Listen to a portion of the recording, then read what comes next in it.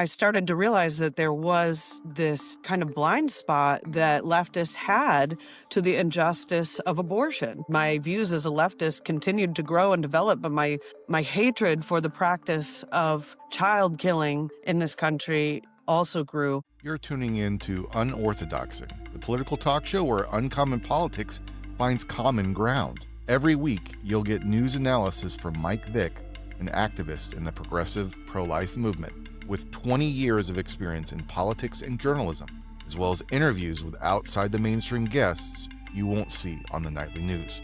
Get ready for an unorthodox experience.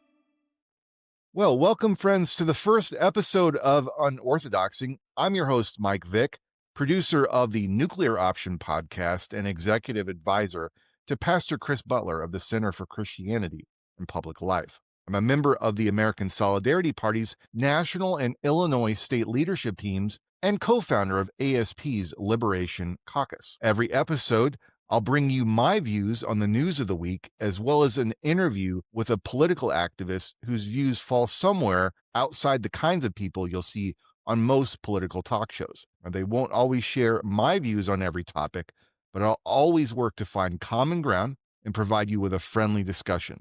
So let's get right into the news of the week. Our first topic centers on the deeply controversial strikes on alleged drug boats in the Caribbean. In the news this week, explosive allegations that the military may have engaged in what many are calling an illegal and unconscionable action back in September. A second strike on the alleged drug boat occurred on September 2nd, which killed 2 survivors of the initial attack, a detail confirmed by the White House. Defense Secretary Pete Hegseth said he watched the first strike live, but did not see survivors and was not watching when Admiral Frank Bradley, who was in charge of the operation, ordered the follow-up strike. Hegseth defended Bradley's decision as the correct decision and said the U.S. supports commanders making tough calls. President Trump said he was not aware of the second strike at the time. He announced that the U.S. is going to start doing strikes on land too against alleged drug traffickers, potentially targeting Venezuela, Colombia, or any country involved in drug production, trafficking, or anything related to that into the U.S. Meanwhile, President Trump has formally pardoned former Honduran President Juan Orlando Hernandez.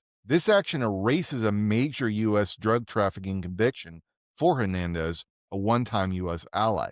Trump told reporters on Tuesday, quote, "I feel pretty good about it," unquote, confirming the pardon. He had announced his intention to grant a full and complete pardon last week. Hernandez, who was president of Honduras from 2014 to 2022, was convicted and sentenced last year to 45 years in prison and an $8 million fine for drug trafficking offenses. The prosecutors had accused him of conspiring with drug cartels to move more than 400 tons of cocaine through Honduras and receiving millions in bribes. Hernandez has been released from prison in West Virginia, according to his attorney and the U.S. Bureau of Prisons database. His attorney thanked Trump for, quote, correcting this injustice. Trump defended the move, calling the prosecution a Biden horrible witch hunt, quote unquote, and saying that a lot of people in Honduras had asked him to pardon Hernandez. A White House press secretary, Caroline Leavitt, echoed this, saying he was charged because he was the president and in the opposition party to the previous administration. To be clear, no evidence of this political motivation has yet been provided, and most legal experts have said the prosecution was legitimate and based on substantial evidence. The pardon caused Trump to face a lot of criticism from both Republicans and Democrats in Congress. GOP critics like Senator Rand Paul and Representative Maria Salazar question the inconsistency of pardoning a convicted drug trafficker while simultaneously escalating efforts against drug cartels in the Caribbean, including strikes on alleged drug boats. Democratic critics argued the release went against Trump's stated aim of fighting narco trafficking. Now, it's worth noting from my own perspective that Juan Orlando Hernandez is a member of Honduras's Christian Democratic Party, so his conviction on corruption charges tarnishes that party in the country. So I find it deeply troubling both that a leader of such a party would be involved in this corruption and that Trump would pardon him, potentially merely because conservatives would like to see a quote unquote conservative politician get away with corruption. Now, from my perspective on the strikes, I am a largely pacifist person. As a Christian, I will say that the only wars that I personally know for sure meet the smell test, so to speak, would be the wars that occurred thousands of years ago, as depicted in the Bible, that were ordered by God Himself. I think it's important for Christians who are concerned about life issues and call themselves pro-life to note that war is, of course, one of the most deadly things that happens in human civilization. Now, I would encourage folks who are concerned about this topic to head to a website called World Beyond War. They provide a lot of very comprehensive ways that we can move beyond war and the reasons why we should do that. So I would encourage you to take a look at what they have on offer. They also have a very detailed and free book that you can download both as a digital ebook or as an audiobook regarding their alternative global security system, which would move us stepwise away from the potential for armed conflict into a more peaceful posture, even as we have militaristic actors on the world stage. So I encourage folks to take a look at that website. Again, it is World Beyond War, and we will have the link in the show notes. Now, on to our second topic. The Supreme Court is likely to rule in favor of abortion opponents in a challenge to a state investigation in New Jersey. The Supreme Court held a hearing Tuesday where the justices seemed likely to rule in favor of a faith-based pregnancy center. The center is challenging a state investigation that argues it violates its First Amendment rights. The case involves First Choice Women's Resource Centers, a crisis pregnancy center that seeks to discourage abortions, and New York's Democratic Attorney General, Matthew Platkin.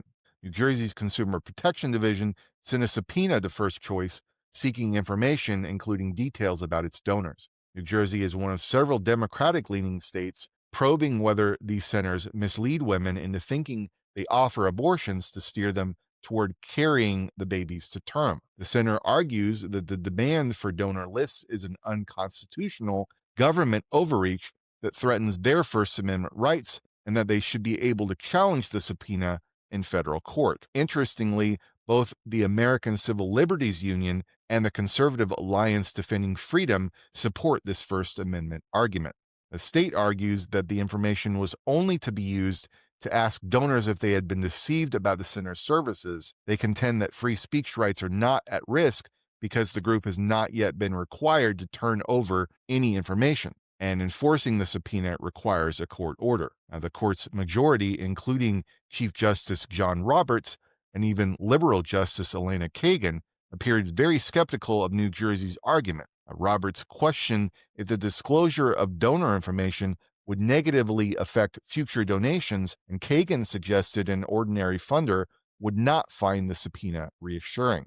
The Supreme Court is expected to issue a decision on the case in the coming months. Now, for my part, as a pro-life activist, I will say, of course, that I support the Pregnancy Resource Center in this case, and indeed pregnancy resource centers generally. I would encourage folks to visit a local pregnancy resource center and help, as well as to look into this issue yourself and look past the self-serving arguments of abortion opponents. We'll have a link below where you can find out where the nearest pregnancy resource center is to you to give them your support. Now on to our interview segment with the founder of Progressive Anti-Abortion Uprising, Terrisa Bukovinac. We recorded the interview earlier this week. Welcome to our interview section here. I am speaking with my friend, Terrisa Bukovinac. So I just want to give her an opportunity to introduce herself, sort of her background, what she's done in politics. So take it away, Terrisa. Thank you so much. It's an honor to be here. I am a pro-life leftist, and I am just really thrilled that you've started this podcast, Mike. It is much needed. All of the media, it seems, is either conservative or pro-abortion. And Mhm. I think it's just so critical to getting our message out and to ultimately ending abortion that these media outlets exist. So I'm just really cheering for you, and I'm super honored to be your first guest. Thank you so much for reaching out. Like I mentioned, I'm a pro-life leftist. I got involved in the pro-life movement as an atheist. I am an atheist. It's been a long journey, and it's been a while actually since someone asked me to reflect on it. A lot has happened since probably the last time somebody asked me about it. But I think just being a young person in America and being a woman, I was always drawn to leftist politics. That always made more sense to me. I read A People's History of the United States. I read Noam Chomsky. I was aware of kind of this class warfare happening. My parents took me to visit people in prison and in nursing homes and just always really instilled in me this idea of helping people in the margins. And for them, it was their religion. But for me as an adult, it has become a way of life to find ways to combat the injustices in the world. And, as a leftist woman, I found that my views aligned with most other leftist women, and I never really felt like I had a really necessary voice in any particular issue. But I always had kind of a sense that there was something off about abortion.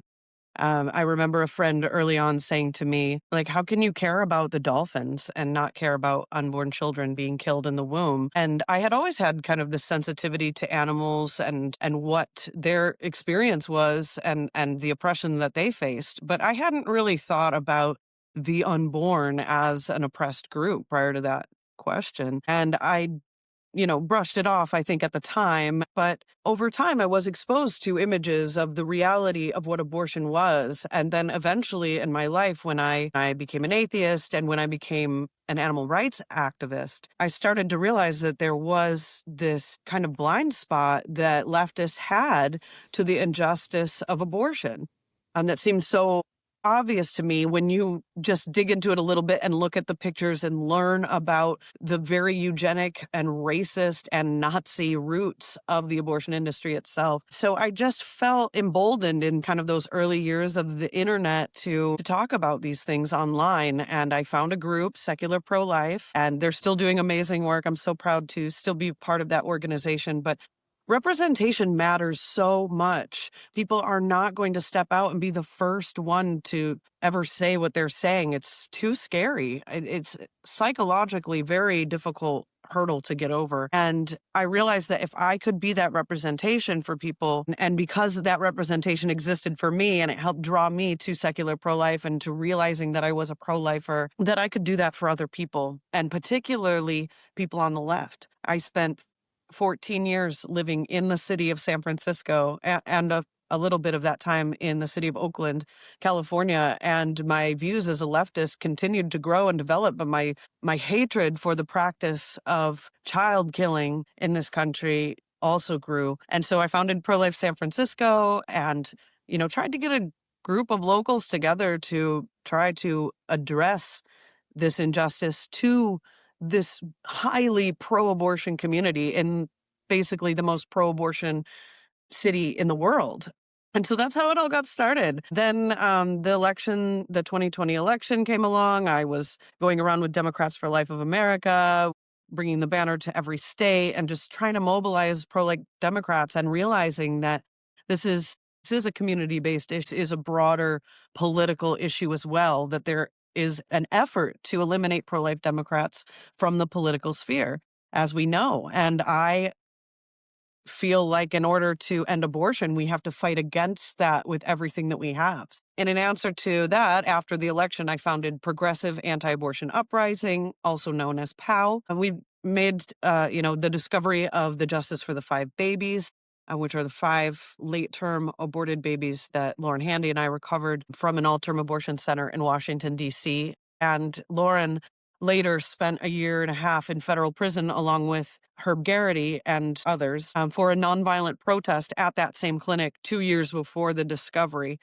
They were eventually pardoned by President Trump. So that's kind of where we're at in what's happening in this fight. And I'm excited to talk to you soon about what we have planned next. Yeah, absolutely. So before we get to that, Teresa, I wanted to dig into some of the pieces of your background that I think will be interesting for people. You've said before, I believe, that you didn't really become pro-life until you became an atheist. First off, delve into that as much as you'd like, but also, I would love to hear a little more about what it's like to be an atheist in this pro-life sphere where most people who are coming at this are coming at it from sort of a religious perspective. At least most people that are visible, in the spaces, the activist spaces that we're in. Thank you. Yeah, it's been obviously a huge challenge. Probably the biggest challenge of my life is existing in a world where I'm not necessarily welcomed, where my motives are always questioned and my character obviously always questioned as well, simply because I don't believe in anything supernatural. But for me, like you mentioned, I really held a pro choice view, even though I had sensitivities about abortion. I held a pro choice view until I lost my faith. And that's when I thought, this is the only life we get. This is all we have is our conscious experience. And if I don't have the right to take that from another conscious creature like a cow, which I believe that we all have a right to our own conscious experience. How would that not apply to the unborn? It just became so obvious to me. And also just that it wasn't something that I could just, not this or any injustice was something that I could just pray about and hope God was going to fix. It felt like the weight of the world on my shoulders in that moment. Like the only way anything is ever going to change is if people do it, and that means me. And so that's what motivated me to do this. And because of my unique point of view, my atheism and my left-leaning politics that I think are so underrepresented in the pro-life movement purposefully from both sides. But I feel called in whatever secular way possible to be here and to not be moved and to continue on in this path because others will follow. And I don't really see a way to victory for the babies unless we make it synonymous with human rights to care for them. And that means getting people on the left and getting people who do not believe in anything supernatural like me. What are you experiencing in terms of awakening type moments? You experienced this moment for yourself as a younger person, and it set you on this path.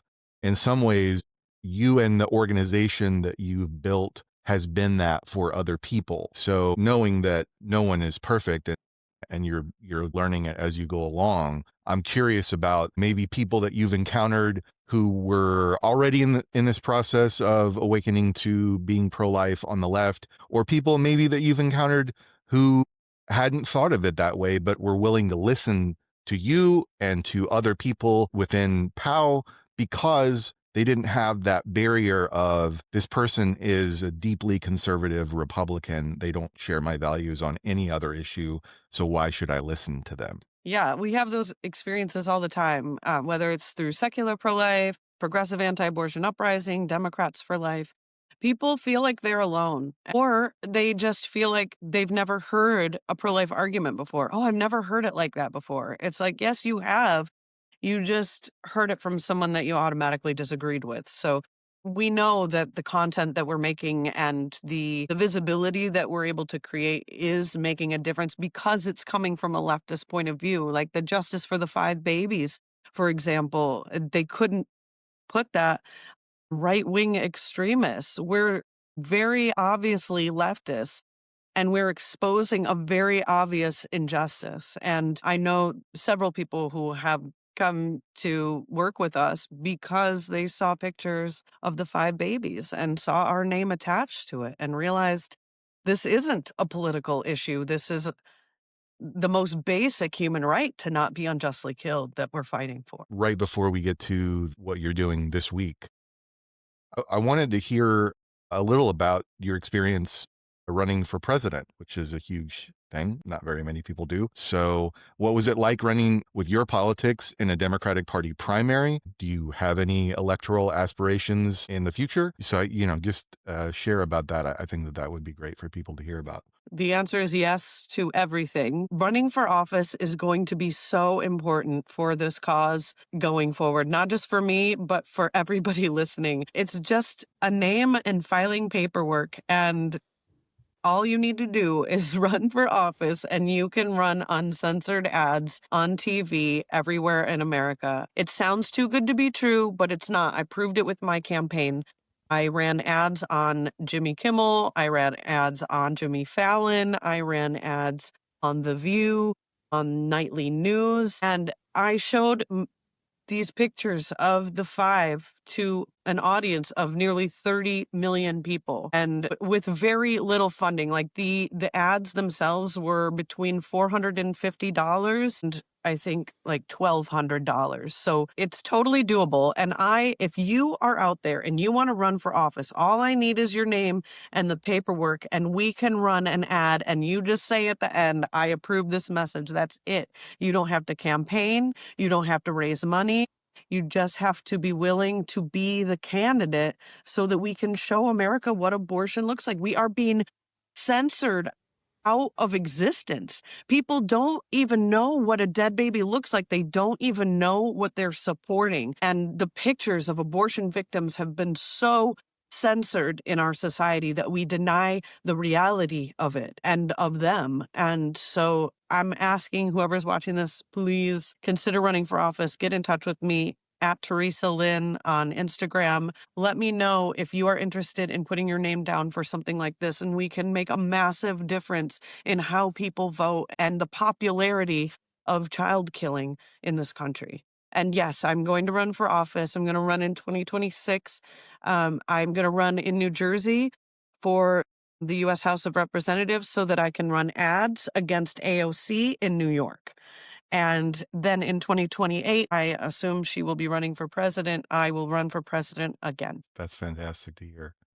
So this is a great place to segue really into what you're doing now, this week and going forward, which of course is Rescue Resurrection. So I would love to hear you talk about a little bit about what rescue even is. And you went into that a little bit with some of the in abortion facility rescues that you've done, but what this type of rescue is and why it's important, sort of the history of it and why it went away. And then the fact that you, among others, are helping to bring it back this week. I'm so excited. It's been many years in the making. I believed strongly in nonviolent social revolution, especially since my work in the animal rights movement.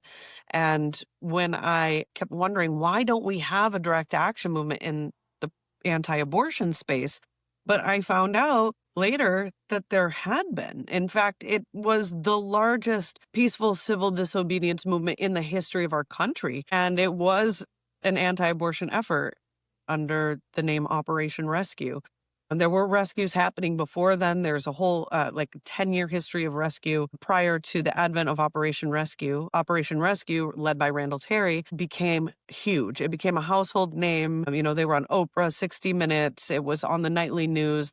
And what they did was thousands of everyday people who cared about this injustice went to abortion centers where the killing was happening, while the killing was happening. And through a nonviolent resistance action, they sat in front of abortion clinics, blocking the entrance and not allowing the clinic to operate for the day. It was extremely effective at getting visibility for the issue. And prior to the advent of Operation Rescue in 1987, abortion was not even considered as a top 10 issue.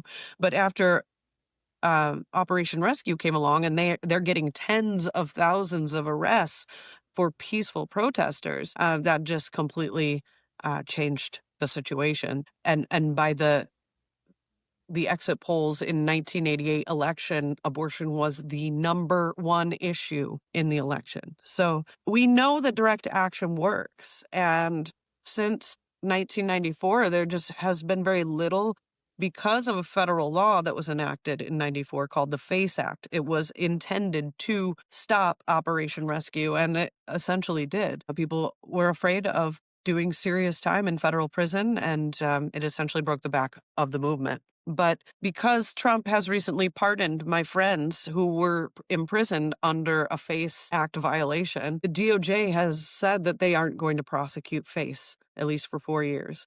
So this is really the first window since 1994 that we are given a green light for peaceful sit-ins at an abortion center. Now, that doesn't mean that we can't be prosecuted, of course, if a Democrat, a pro-abortion Democrat, decides to later. But there are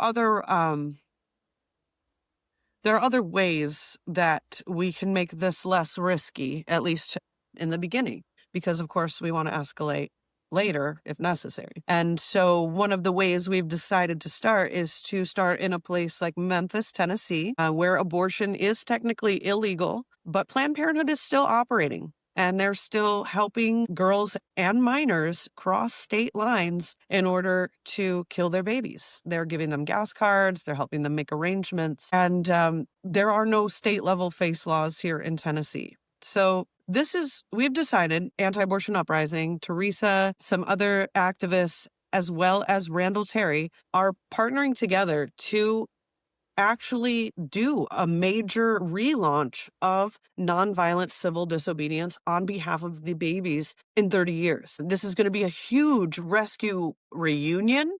A lot of these people who were arrested back in the day, went to jail together, haven't seen each other since then. And so much has changed, and there's still a need for this type of work. And there's a need to introduce it and pass the torch to the next generation. So we're expecting hundreds of people of all ages and backgrounds. I think the fact that Randall and I are kind of organizing this together says a lot about the fact that we're willing to work with literally anybody. It doesn't matter your politics. It doesn't matter your religion.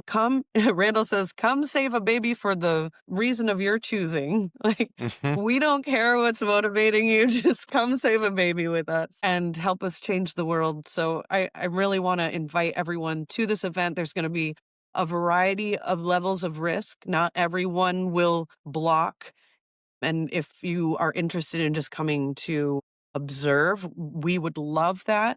We're expecting a lot of press. We're expecting pro-abortion protesters. We're expecting a moment in history to say, hey, we are not going to let this go. We are going to take this all the way, and we are not going to become like these European countries that just accept child killing as a way of life. We are going to stop it, and we are going to set an example for the world and how we treat each other, and hopefully build a better world in the process. Where can people go to find out more about this and to RSVP to come? Go to rescueresurrection.com. You can check out POW's social media. It's at PAAUNOW. And my personal social media is at Terrisa Lynn. That's TERRISALIN. Send me a message. I'd love to connect with anybody who wants to talk rescue, justice for the 5, running for office, being a pro-life Democrat. You are welcomed. Awesome.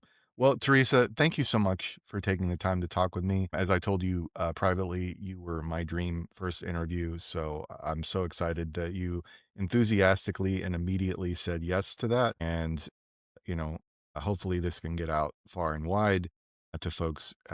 You can expect more interviews like this with more people like Terrisa and other political oddballs of all different stripes. And maybe along the way, we'll discover that we're all sort of oddballs and stop expecting our politics to just be what it is, what we've allowed it to become with the major parties, and have a little more diversity of thought in all spheres. Again, Absolutely. Terrisa, thank you so much. Thank you so much. Great to see you. Great to chat. Thanks for giving pro-life leftists a voice, and keep up the great work.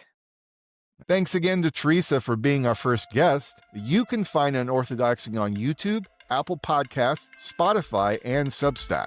Follow me by heading to my website, votevicusa.com. That's votevic, V as in Victor, ICK, USA.com, or my Linktree at linktree.com/VoteVicUSA. To support the show and get exclusive members-only content, check us out on Patreon at patreon.com patreon.com/VoteVicUSA, or head to Substack at VoteVicUSA.substack.com. This week, we'll have an extended and deeply heartbreaking portion of my interview with Terrisa, during which she and I discussed the Justice for the Five issue in much greater detail, and Terrisa makes the case for why pro-life activists shouldn't shy away from the controversial practice depicting victims of abortion in full and graphic detail through images and videos. You'll also get a bonus news topic where I discuss President Trump's heartless crackdown on the Somali immigrant community, the dehumanizing rhetoric he uses against immigrants, and what the truly Christian response should be regarding immigration. Thanks for tuning in, Unorthodoxers. Until next time, you stay faithful.